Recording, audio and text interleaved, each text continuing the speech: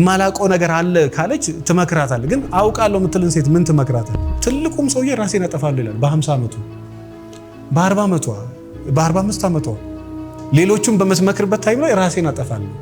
ራሱን ካጠፋ ማንን ይጎዳል? ትኩረት ከሚስት በላይ ማን ጋር አድርግ? ራስ ላይ። ንስር ለራሱ ሲል ነው ምኑ ላይ የሚያተኩረው? አሳው ላይ። በደንብ 24 ሰዓት ፎከስ አድርጎ የሰራው ምኑ ላይ ነው?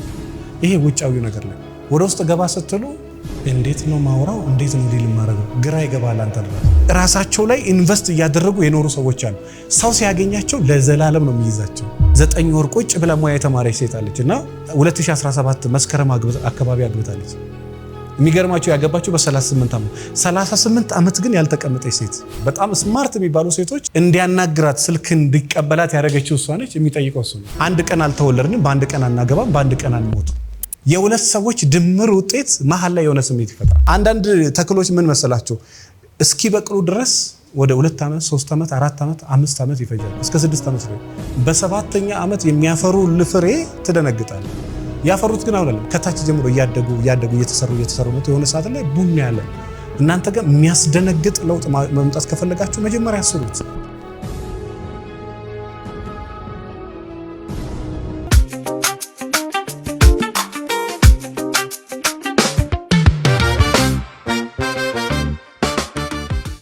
ትኩረት ከሚስት በላይ ማን ጋር አድርግ? ራስ ላይ በደንብ ትኩረት ካደረግ ሌሎቹ ነገሮች ላይ የማተኮር እድል በጣም ከፍ ያለ ነው። ንስር ለአሳው ብሎ አይደለም ለሌላው ብሎ ለራሱ ሲል ነው ምኑ ላይ የሚያተኩረው? አሳው ላይ። ለራሱ ሲል ነው ይሄ ደመና ሰንጥቆ ወደ ላይ የሚበረው። ለራሱ ሲል ነው በጣም የትኩረት እንስሳ ይሆን። አንበሳም እንደዛው ትኩረቱ ለማን የጠቀመው? ለራሱ። በጣም ትኩረት ያላት ሴት ብትሆንም ጥቅሟ ለማን ነው? ምናልባት አሁን ላይ እየሰራችሁት ያለው ንግድ ካለ በቃ ፎከስ እሱ ላይ ትዳሩ እስኪመጣ ድረስ። በዛ ላይ ደግሞ ዓላማ ያላቸው ሰዎች የመሰበር የመጎዳት እድላቸው በጣም አናሳ ነው። ኦሬዲ ሰውየው አልፈልግም ካለ እሱ ዓላማው ላይ ነች። እሱ አልፈልግም ካለች በቃ እሱ ዓላማው ላይ ነው። ምንም የሚገርም ዓላማ የሌላቸው ሰዎችስ እሱ አልፈልግም ካለች በቃ ምድር በቃኝ ራሴን አጠፋለሁ። አሁን በተለይ እኔ ይገርመኛል። ቢያንስ እንደው ትንሽ ልጆች ችግር ትልቁም ሰውዬ ራሴን አጠፋለሁ ይላል በ50 ዓመቱ፣ በ40 ዓመቷ፣ በ45 ዓመቷ ሌሎቹም በምትመክርበት ታይም ላይ ራሴን አጠፋለሁ። ራሱን ካጠፋ ማንን ይጎዳል? ራሱን። ማንንም የሚጎዳው ነገር የለም። ምናልባት ሰው ሳምንት ሊጨናነቅ ይችላል። ከሳምንት በኋላ ግን ማንም ከነመፈጠሩ ትዝ አይለው። ስለዚህ ምንም ብታረግ ምን የምትጎዳውም ራስን ነው፣ የምትጠቅመውም ማን ነው? ራስ ነው። ስለዚህ በተቻለ መጠን ፎከስ ራስ ላይ ቢሆን፣ ፎከስ አንተ ጋር ቢሆን፣ ትኩረቱ አንተ ጋር ቢሆን፣ ስራ ካለክ ስራ ላይ ቢሆን፣ ማስተካከል የምትፈልገው ነገር ካለ እሱ ላይ ቢሆን፣ ሙያ ከሆነ ሙያ ላይ። እኔ 9 ወር ቁጭ ብላ ሙያ የተማረች ሴት አለች እና 2017 መስከረም አካባቢ አግብታለች። የሚገርማቸው ያገባቸው በ38 ዓመት 38 ዓመት ግን ያልተቀመጠች ሴት። እኔ ይገርማሉ። እንደዚህ ሰው እንደዚህ ጎብዛ እንዲስክቱሉ አልተቀመጠችም። ወንድ እየፈለገች ነው ግን ስራ ላይ ነበር። ቢዝነሷን፣ መኪና፣ ቤት ያልገዛችው ነገር የለም።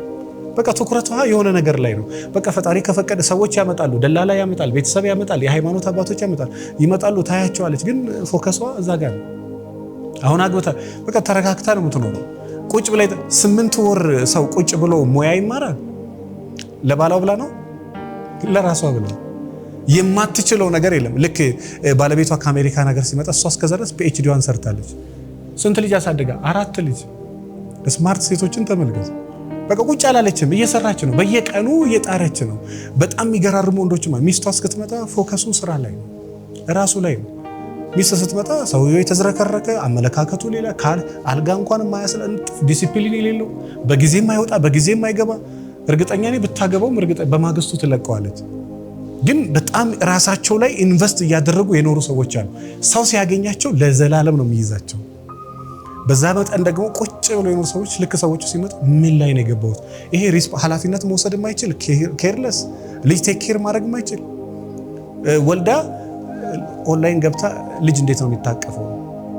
ጉግል ላይ ገብታ ዛሬ ይሻላል ነገ ይሻላል። አማች ቤተሰብ ገብታ ጉግል ላይ ገብታ ሰርች ስታደርግ ስልኳን አይተው መሳቂ። ግን እስከ 30 ዓመት ድረስ የት ነበረች? ፍላጎቱ ቢኖራት የአንድ ወር ስራ ነው አይደለም? ያ ይቻላል አይቻልም? ልጅ እንዴት ነው ዳይፐር እንዴት ነው የሚቀየረው? ጡት እንዴት ነው የሚጠባው? ጉግል። እሱ ደግሞ የሌለ ነገር ቢላት ያ ከባህልሽ ጋር ከምንሽ ጋር ከምን ጋር ሜዳል ያስገምታል አይደል? አንዳንድ ነገር በግ እኮ አስተራራዳችን ላይ ተብሎ የማይሆን ስድብ ተሰድቦ ያውቃል። ትልቅ ነው ለስሙ እና በግ አስተዳደር አይችልም ነበር። በዚህ ተሰድቦ ያውቃል። ዋይናት ግን መማር አይቻልም? ኩክ ማድረግ ይሄ የምታበስለው ለሚስት ብለህ ነው ለራስ ብለህ ነው? መማር ይቻላል አይቻልም? ኖርማል ነው። ግን በኋላ ስትገባ እዛ ቤት ላይ አንዱ የሚያስንቅ የሚስት ስራ ሳይሆን ያንተው የራስ ስራ ነው። የሚያስንቅም የባል ስራ ሳይሆን ያንቺ ስራ ነው። የሰራሻቸው ነገሮች አሉ፣ ያልሰራሻቸው ነገሮች አሉ። ያለሽ ነገር አለ፣ የሌለሽ ነገር ደግሞ አለ። ስለዚህ በደንብ ፎከስ ማድረግ ትንሽ ራስ ላይ ይሄ የሚመጣው ወንድ ጋር ዛት ማቻ አትጨነቁ። ይመጣል ዋንዳይ ምንም የሚገርም ነገር የለም። እነንተናም እንደዚህ ያሉ አገቡ ወለዱ ምንም አዲስ ነገር የለም። የነሱ በተራ ምክንያቱም አንድ ቀን አልተወለድንም፣ በአንድ ቀን አናገባም፣ በአንድ ቀን አንሞት አይደለ? እድሜያችን የተለያየ አይደለ? ወሩ የተለያየ፣ ቀኑ የተለያየ፣ ተመሳሳይ አምሹር 100% በአንድ ቀን የተወለድን በአንድ ቀን የምንሞት እዚህ ውስጥ የለንም። ምናልባት በአንድ ቀን የተወለድን ሰዎች ልንሆን እንችላለን። ስለዚህ በአንድ ቀን አታገባም፣ በአንድ ቀን አትወልድም፣ በአንድ ቀን አትሞትም። ሀብታም ራሱ በአንድ ቀን አትሆንም፣ በአንድ ቀን ደግሞ ድሃ አትሆንም። እሱ ሀብታም ሲሆን ያንተ ይዘገያል፣ የሱ ሲወርድ ደግሞ ያንተ ከፍ ይላል።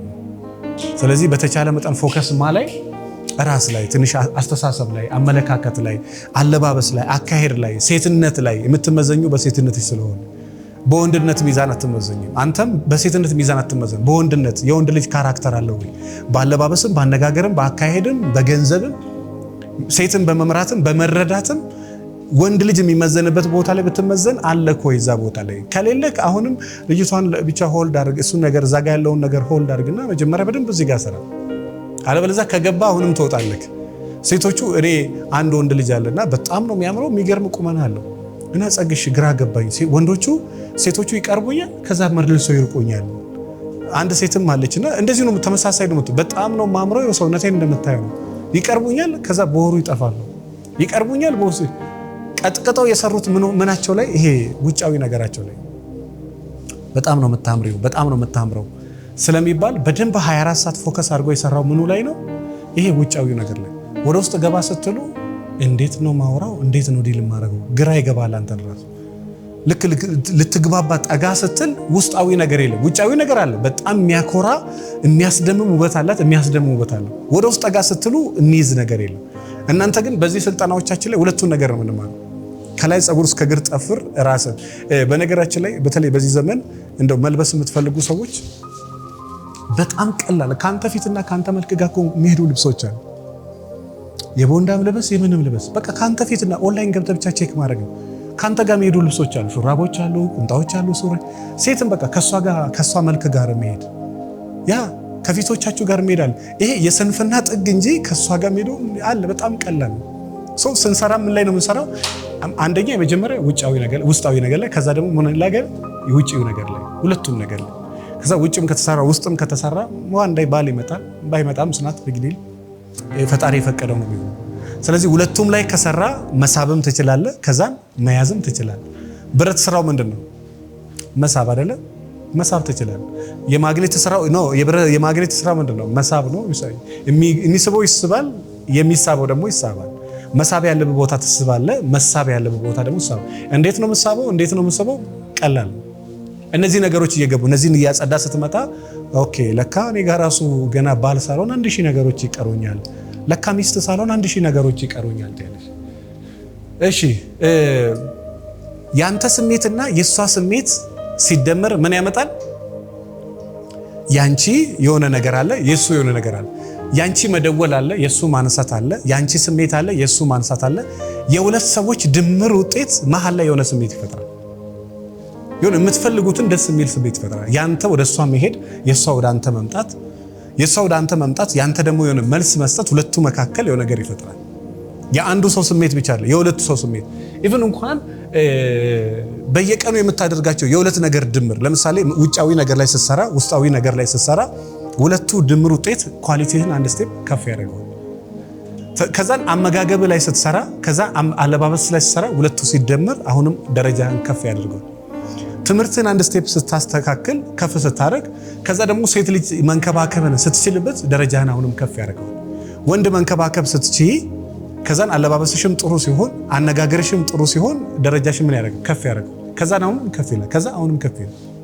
ከዛ ሃይ ኳሊቲ ያላቸው ሰዎች በቃ በአይምሮ ደረጃ፣ በሰውነት ደረጃ፣ በስሜት ደረጃ በጣም ወደ ላይ ያደጉ፣ በስሜትም ያደጉ፣ በአይምሮም ያደጉ፣ በሰውነትም ያደጉ። ዞሮ ግን ሁለት ሰዎች ከሆናችሁ ያንቺ የሆነ ነገር የሱ የሆነ ነገር። እዚህ ጋር ግን በጣም እንዳትሳሳቱ የምፈልገው ነገር በጣም የሚገርም ጥልቅ ፍቅር ውስጥ መግባት ከፈለጋችሁ ፎከሳችሁ ውጤቱ ላይ አይሁን። በቃ አሁንም ስራው ላይ መቼ ማውራት ጀመር? አንዳንዶቹ ገና ማውራት ሳንጀምር ስለ ውጤቱ ያስባሉ። እኔ እንጃ ደጋ መቼ ያወራንና ይህን ስልጠና አንድ ቀን ተከታተለ፣ አንድ ወር ተከታተለ፣ 6 ወር ሊፈጅባት ይችላል። ግን 6 ወር ፈጅቶባት የ60 ዓመት ህይወቷን ነው የምታስተካክለው። ከዚህ በኋላ እድሜ ከሰጣት የ10 ዓመት የ20 ዓመት ላይፏን ነው መስመር የምታስይዘው። ለጊዜ በደንብ ፎከስ አድርጋ ራሷን ካስተካከለች ከዛ በኋላ ቀላል። አንዳንድ ተክሎች ምን መሰላችሁ እስኪ በቅሉ ድረስ ወደ 2 ዓመት 3 ዓመት 4 ዓመት 5 ዓመት ይፈጃል፣ እስከ 6 ዓመት ይፈጃል። በሰባተኛ ዓመት የሚያፈሩ ፍሬ ትደነግጣል። ያፈሩት ግን አይደለም፣ ከታች ጀምሮ እያደጉ እየተሰሩ መጥቶ የሆነ ሰዓት ላይ ቡን ያለ። እናንተ ጋር የሚያስደነግጥ ለውጥ መምጣት ከፈለጋችሁ መጀመሪያ ስሩት። ይሄ ፎከሱን እንትን ላይ ኢቭን እንኳን ቢዝነስ ራሱ ካላችሁ ስሩት። እኛ ስቲል ትርፋማ አይደል ስቲል አልኳችሁ፣ ኔጌቲቭ ምናምን ነገሮች አለ ስቲል። ግን እኔ ሰልችቶኝ አያውቅም። ውጤቱ ነገ ነው። ካልቸኮልክ ታየዋለህ።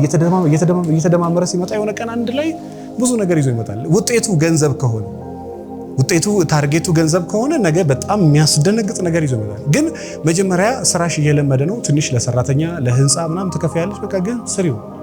ከዛ በኋላ የሆነ ሰዓት ላይ የሚያስደነግጥ ለውጥ ይዞልሽ ይመጣል።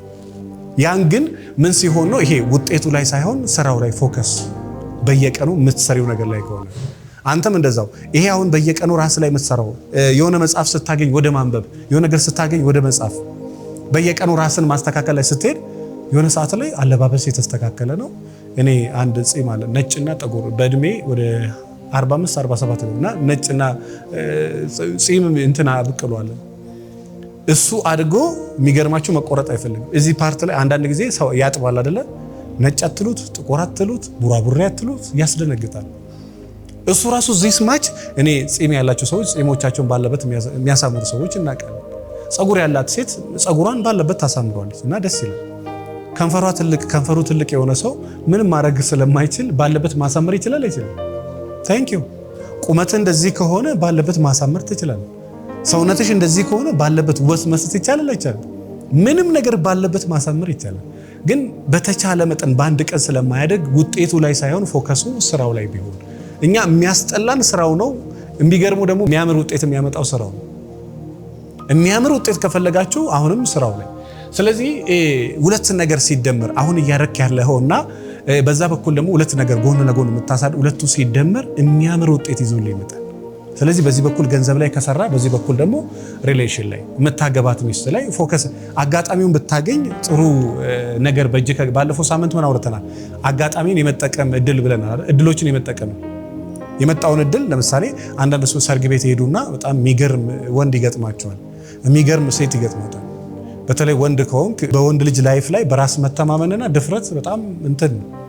በሴት ላይፍ ራሱ በጣም ስማርት የሚባሉ ሴቶች እሷ ነው ሄዳ የምታናግረው፣ እንዲያናግራት ስልክ እንዲቀበላት ያደረገችው እሷ ነች። የሚጠይቀው እሷ በጣም ስማርት ሴቶች። ኦልሬዲ እኮ እሷ ብትጠይቅ ይቀላል፣ ግን ኢንዳይሬክት እንዲጠይቃት። ይሄ የሚገርም ጥበብ ነው። ብዙ ወንድ አያውቅም፣ እሱ ብቻ ይጠይቃት ነው፣ ግን እንዲጠይቃት ጭምር ያደረገችው እሷ ነች። አይደለችም? ጥበብ ነው? ጥበብ አይደለም? ታንክ ዩ። አስበልታለች፣ እንዳስበላች ግን አታውቅም። ርቦ እንደበላ ነው የምታውቀው። ያ ይሄ የሚገርም ጥበብ ነው። እንዲህ አይነት ሴቶች አሉ። እና ወደምትወደው ነገር እኔ ቢሮ ያሁን እንደዛ ያገቡ ሴቶች የሀገር ሴቶች አሉ። እና ይገርማል። እሱ የሆነ ሱፐር ማርኬት አለውና ከዛን ዋይናት ብዬ ላናግረው ብዬ ሄድኩኝ ምናምን በራይድ ነው እንትን በጂፒኤስ ተከታትዬ ምናምን ከዛን የሱ መኪና ላይ አንድ ሁለት ከዛ በኋላ በቃ በየቀኑ ይደውልኛል። ቢዚ ነኝ ምን ከዛን አንድ ቀን ጥብቅ አድርጌ በአካል አወራን። ሚስቱ እንደመሆን ነገረኝ። እስኪ ላስብበት ብዬ ተግደርድሬ አይሆንም ይሄ ነገር መጀመሪያ ወደ ራሴ ልመለስ ወደ ጌታ ልመለስ ብዬ ትንሽ ተሽኮረመምኩ። መጨረሻ ላይ በቃ ሽማግሌ ላካል። አሁን ባል ካገባው በኋላ እየነገርኩት ነው አለ። ተበላው ይላል። ተበላህም አልተበላም በቃ አሁን ገብተህበታል፣ ተበልተሃል። ያ እድሉን የሚጠቀም ይሄ ዝግጁነት ሬዲነሱ ካለ ነው። እሱም ዝግጁ ሴት ከሆነች አጋጣሚውን ትጠቀማለች። ዝግጁ ከሆነ አጋጣሚውን ይጠቀማል። አለበለዚያ እዛው ይሄ ሞኝ በር ላይ ምን ይቆረጣል የሚባለው? ሞፈር ይቆረጣል። እንደዛ እንሆናለን። እቤቱ በራፍ ላይ በጣም የምታምር እቤቷ በራፍ ላይ በጣም የሚያምር ጎበዝ ነጋዴ በሯ ላይ ቁጭ ብሎ እሱ ሳታየው የእሷ ጓደኛ መታ አግብታው ሄዳለች። እሷ ታያለች፣ ግን በትኩረት አታይም፣ በጥልቀት አታይም። ውበትንም በጥልቀት ኦኬ፣ ለዛ ጥሩ ሰው ነበረች። አዎ ሰው እስኪ ነገራት ነው የምጠብቀው። እሷ ራሱ ሰዎች ያላዩትን ነገር ማየት አትችልም። ቢዝነስም እኮ እሱ ነው። ሰው ያላየውን ወይ አንተ ማየት መቻል። ሰው ያየውን ካየማ ይሄንማ ማንም ያያል፣ አሞራም ጅብም እንስሳም ያያል። አንተ የምትለየው ሶቅራጠስ እንደሚለው ሰውን ከሰው አይደለም፣ ሰውን ከእንስሳ አይደለም፣ ሰውን ከሰው የሚለየው ምኑ ነው? አስተሳሰቡ ነው፣ ሐሳቡ ነው። ስለዚህ አንድ ነገር ላይ የተለየ ነገር ይታያል። ባንክ የምትሰራ ሴት አለ፣ በጣም ሞዴል ናት። ያገባችው ገራጅ ቤት ያለ ሰው ነው። በፕሮቶኮል እንደሷ የማይሄድ ሰው ነው፣ ግን መካኒካል ኢንጂነሪንግ ያጠና ሰው ነው። በጣም የተማረ ሰው ነው። እሷ ስታየው ዛትማች ነው። እንዲህ ብታረጊ ትንሽ አንዳንድ ነገር ላይ ጥንቃቄ ብትጨምሪበት ይለኛል አለች። እና ዋይናት ለምን ከሱ ጋር እንትን አይኖርሽም? አወራችሁ። አሁን የሁለት ልጆች አባቷ ነው። እንደውም ስነ ስርዓቴን ያሳዘኝ እሱ ነው ትላለች። አይናገርም እኮ ዛትማች የሚናገር የሚጮህ ሰው አይደለም። በዝምታ ግን መስመር የሚያስይዝ ዘራፍ የሚለው እንዳለ በቃ ይሄን አድርግ ነው። ጸጥ ብሎ ቤታቸውን በስነ ስርዓት የሚመሩ ሰዎች አሉ።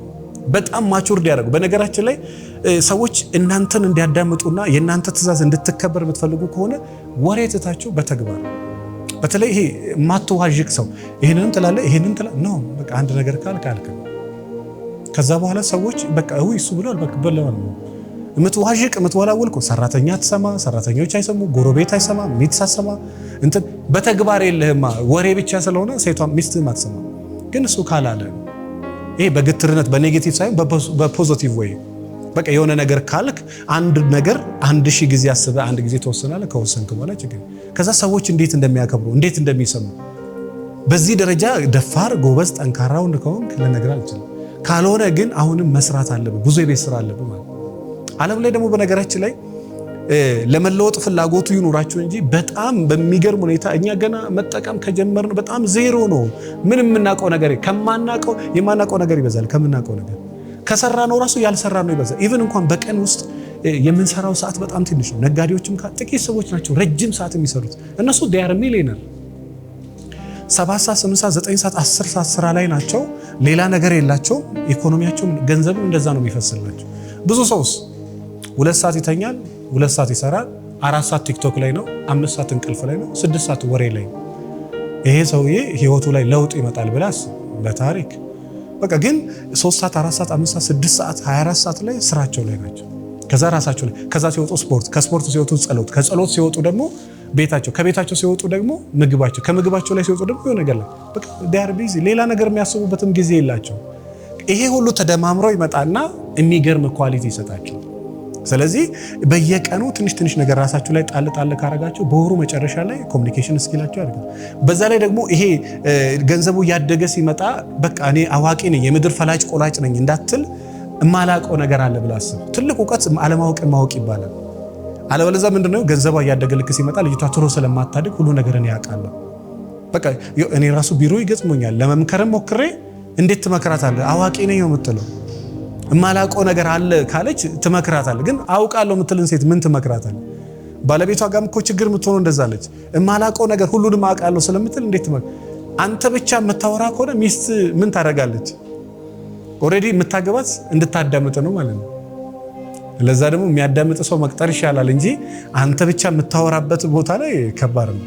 አንተ ብቻ ሳይሆን ሰውም እንዲያወራ እድሉን መስጠት፣ እሷም እንድታወራ እሱም እንዲያወራ። እንደዛ ከሆነ ሁለቱ የሷ ወሬ ያንተ ወሬ፣ የሷ ጫወታ ያንተ ጫወታ ይደመርና የሚገርም ሴክስም እኮ እንደዛ ነው። የሷ ስሜት ያንተ ብቻ ስሜት ምንም በቃ እንትን የለውም፣ ነጥብ የለውም። አንተ ሊያስደስት ይችላል። እሷን እንዳላስደሰሳ ስታቅ ጨራሽ አንተ መረበሽ ትጀምራለህ። ያንቺ ስሜት ብቻ ከሆነስ በግድ በቃ አልሆንም ብለህ ካላረኩ ብላ የምታረክ ሴት አለች አይደለ? በቃ ላለመጣላት ዝም ብለሽ አርጌ ትላታለህ። በቃ የሷ ስሜት ብቻ ነው፣ ምንም ለውጥ። የሷ ስሜት ሲደመር የማን ስሜት? ያንተ ስሜት። የሷ ለቤቷ የምታረገው የሆነ ነገር ኮንትሪቢዩት ታረጋለች፣ አንተም ታረጋለህ። ሁለቱ ምን ይሆን አንድ ስቴፕ ቤቱን ከፍ ያደርጋል። አንተ የሆነ ነገር ኮንትሪቢዩት ካላረገ እሷ ካላረገች ምን? ስለዚህ የሁለት ነገር ድምር ውጤት አንድ ነገር ያመጣልና በተቻለ መጠን ሁለቱ ነገር ሲደራረብ አንድ ውጤት ይዞ ይመጣል። ተወዳጅ ለመሆን ይህን ሲሪየስሊ መልሱልኝ እስኪ። እኔ እውነት ጎበዝ ነው እዚህ ውስጥ እኔ ይሄን ለመሆን ይሄን አድርጌያለሁ፣ ይሄን አስተካክያለሁ የምትል ሴት ካለች ይሄን ትንገረኝ። ለምንድን ነው እንደዚህ የምትለው ብላችሁ የዛሬ 3 ዓመት 4 ዓመትም በጣም ነው የታዘብኩት። እንዴ ተወዳጅ ለመሆን ምን አድርገሻል? ለብሰሽ ከመውጣት ውጪ የተለየ ነገር ምን አድርገሻል? ምንም የተነገረ ነገር ምን አድርጋል? ምንም። እንደውም ብታገባ ነው የሚገርመው እኮ አንተ አንድ ስቴፕ እኮ የሆነ ያህል ተንቀሳቅሰ ለምሳሌ ቤታችሁ ሰላም አልሆን ካለ ሰላሙን ለማግኘት ምን አድርገሃል? እኔና ሴቶች ሁሉ ጊዜ አንግባብም። በምንድነው የማትግባቡት? እንድትግባቡ ምን አድርገሃል? የእውነት እንደው ሳንወሻሽ እንድትግባቡ። አላገባውም ካልሽ እንድታገቢ ምን አድርገሻል? እንድታገባ ምን አድርጋል? የሞከርኮ ነገር አለ? እስቲ እሱንም ንገረኝ። ምናልባት ልክ ከሆነ ልክ ነው፣ ልክ ካልሆነ ልክ አይደለም። ምን አድርገሃል? በቃ ይሄ ተወዳጅ ለመሆን ሚስትህን ለማግኘት ለማግባት ወይ ደግሞ ለመግባባት ወይ የሆነ የባህሪ ለውጥ ለማምጣት ምን አድርገሻል? አንተ እግዚአብሔር የሚወደውን ነገር የምትገልጠው ለማን ነው? ለሰው አይደለም? ቴንክ ዩ። ለምሳሌ እግዚአብሔርን እንደምትወደው የምታሳየው ወንድም ባልንጀራውን ያልወደደ ያላየውን እግዚአብሔርን አይወድም ይላል አይደል መጽሐፍ? እሱን መውደድህን እንደምታረጋግጠው ሁሉ በአካባቢ ባሉ ሰዎች ጋራ የተሻለ ጥሩ የሚባል ነገር ለመገንባት ለማገዝም ትሪትም ለማድረግ ለምንም ነገር ብቻ የሆነ ነገር ለመገንባት የሆነ ያህል ጥረት ይላል። ያ ጥረት በሰው ፊት ንጹህ ያስባለ በፈጣሪም ፊት ትንሽ የተሻለ ሰው ያስብላል። ፈጣሪም ሰውን የሚመዝነው ለሰው ባለክ ክብር ነው፣ እሱን ማክብር። አልበለዚያ ያየኸውን ያልወደድክ ያላየኸውን አትወድም ብሎ ስለሚል ሰው አጠገብ ላለ ሰው ፍቅርህን ማሳየት አለብህ። አዎ ተወዳጅ መሆን ዛትማች እንደዚህ እኔ ትርጉሙ እንደዚህ ቀጥታም ባይሆን ዳይሬክትም ኢንዳይሬክትም በሰዎች ዘንድ መጽሐፍ በሁሉ ዘንድ ብቻላችሁ በሰላም ኑሩ ይላል። ሰው ያንን የሰላምን፣ የደስታን፣ የፍቅርን፣ የመወደድንና የመውደድን ነገር ብትፈጥረው አሁንም አንድ ስቴፕ አንተና ፈጣሪ ያላችሁ ነገር ጠበቅ አለ ማለት ነው። ሰው አሁንም መስራት አለብህ ወይ? 100%። ስፒሪቹዋሊ እንድትጠነክር ከፈለክ በነገራችን ላይ አሁንም ላይ ከሰው ጋር ያላችሁ ነገር መጠንከር አለበት። አለበለዚያ ፈጣሪን ታዲያ ማን ያየው? የት ምድር ላይ ታይቶ ይታወቃል? ያ ሰው ከሰው ጋር ያለክ ነገር አሁንም ለሰዎች ትሁት፣ ለሰዎች ቅን፣ ለሰዎች መልካም እየሆነች በሄደች ቁጥር ለፈጣሪ ልትሆን። አለበለዚያ እዚህ ጋር ለሰዎች ለምሳሌ ፖዚቲቭ አቲቲዩድ ያላቸው ሰው ለማንም ቅን ናቸው። ለሙስሊሙም ለክርስቲያኑም ለማንም በቃ ጉዳያቸው አይደለም። ሰው ብቻ ስለሆነ ብቻ ለሰው ቅን ናቸው። እነዚህ ሰዎች ፈጣሪን ይወዳሉ አይወዱም? ስራቸው ምን ስለሆነ? ፈጣሪ የሚወደው ሰው ስለሆነ። ዞሮ ታዲያ መስራት አለ በክፍተት አለ ወይ? 100%። ዞሮ ግን ምናልባት እሺ ያላገባ ጥያቄውን እንደዚህ ላድርገው። ያላገባችሁ ሰዎች ካላችሁ ለማግባት ወይ ደግሞ የምትፈልጋትን ሴት ለማግኘት ምን አድርገህ ታውቃለህ? ወይ ደግሞ ምን አድርገሽ ታውቂያለሽ? አይ ከቤት ያልወጣም አንድ ሴት አለችና ቢሮዬ ምን አለች? አላገባሁም አንድ ልጅ አለኝ። በስንት ዓመትሽ ነው? በ25 አሁን ስንት ዓመትሽ ነው? 34 9 ዓመት አለፈ ልጄን ከወለድኩኝ እና አሁን ለማግባት ምን አድርገሻል? ምንም አላረኩም። ያረኩት አንድ ነገር ከጠቀመ አላቅም። ወንዶቹ እንደመጡ ልጅ አለኝ እላቸዋለሁ አለች። ገና ሰላም ሳይሉ ልጅ አለኝ እላቸዋለሁ። ማንም አጠገቤ አይደርስም። በሁለተኛው ቀን አይደውሉልኝ። ቢያንስ ምን አለ ብትረጋጊ እስክትግባቡ ድረስ። ወንድ ለዚህ ጎበዝ ነው። በቃ ሊጋቡ ሳምንት ሲቀረው ሰጥ ብሏል። በቃ ሰርጉ እሁድ ዕለት ነው ሲባል አንድ የጨነቀኝ ነገር አለ ብሎ እንዴት እንደሚያለቅስ ራሱ እኮ አለቃቀሱ ራሱ በጣም የሚዘገን ነው። አለቃቀሱ የሚገባ ለቅሶ ራሱ እኮ አያለቅስም። በቃ ይሄ ጋብቻ ይቁም። ምን እንደሆንኩ አላውቅም። ምን ሆነ ነው በቃ ስተት ተፈጥሯል። አሁን በቀደም ነው ዲኤንኤ ተመርምሮ የኔ መሆኑን ያረጋገጥኩት። አርጋሃል አላረክም? እሱማ በደንብ ነው ያረኩት። አስበው እንግዲህ ሴት ግን ገና መንገድ ላይ ሰላም ሲላት ልጅ አለኝ እና እንደዚህ አይነት ሴቶች ካላችሁ አስተካክሉ። አትበሉ አይደለም ይሄ ግልጽናታችሁ በጣም ነው ደስ የሚለው። ግን ገና ሰው ሰላም ሳይላት ምን ሳይላት ምን አለ ቤት አለኝ ብትል መንገድ አያሳልፋት ነው።